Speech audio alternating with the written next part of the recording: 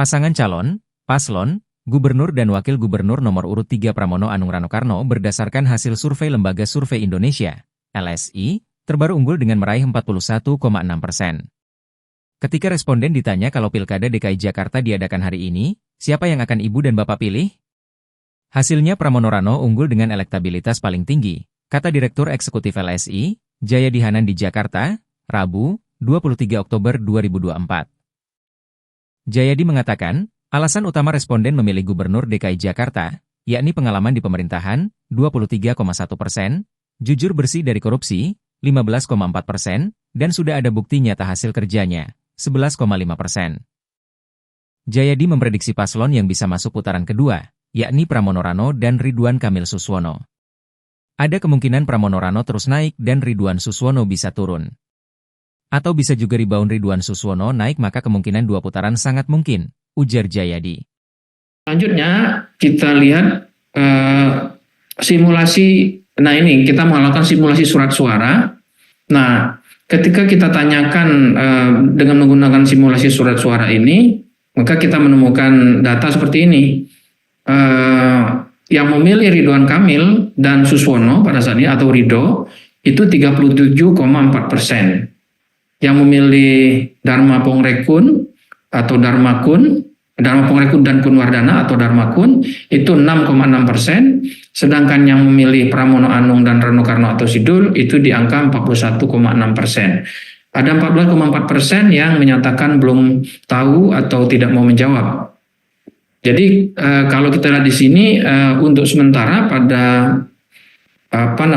Oktober ini Pram Rano sudah unggul meskipun keunggulannya belum signifikan karena selisihnya kan cuma sekitar 4%.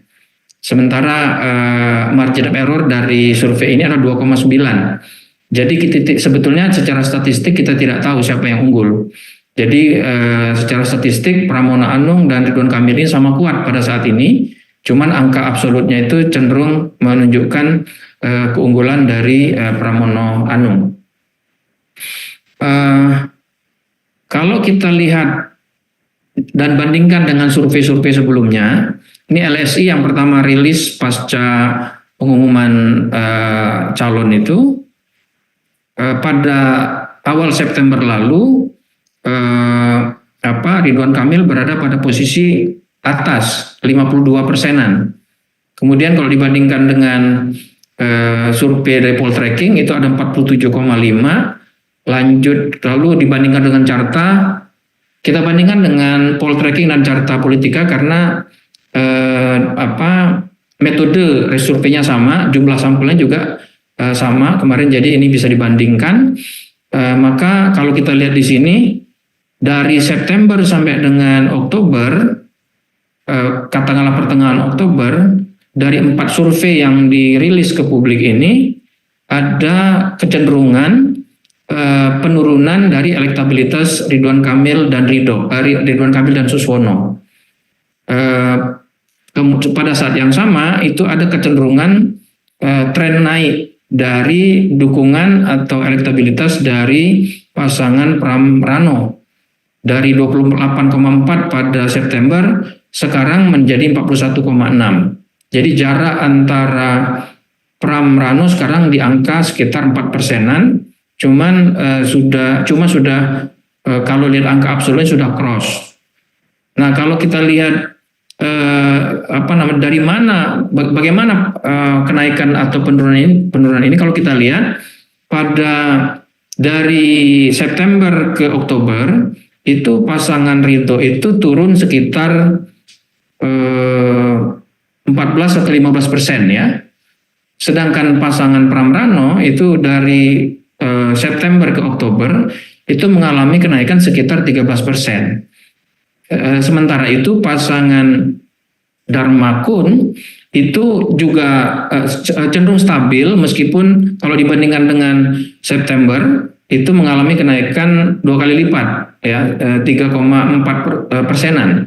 Jadi penurunan yang dialami oleh RK Suswono itu cenderung pindah ke lebih dari 10% itu pindah ke Pramrano, sedangkan sedikit yang pindah ke pasangan Darmakun. Itu kira-kira kalau kita lihat di sini. Tapi sekali lagi, memang jarak antara keduanya masih sangat dekat. Tadinya kan jaraknya di atas 10%, sekarang jaraknya hanya 4% saja. Itu berarti jarak antara kedua pasangan yang sedang unggul, yaitu Ridho dan Pramrano ini sekarang berada pada posisi selisihnya berada pada posisi margin of error saja. Secara statistik cenderung sama kuat, meskipun dari segi angka absolutnya cenderung ada menunjukkan keunggulan dari Pramrano. Itu yang saya kira yang cukup menarik ya, yang kita bisa temukan pada pasca debat perdana ini. Terima kasih telah menyaksikan berita terkini dari sinarharapan.co. Saksikan terus konten-konten menarik lainnya.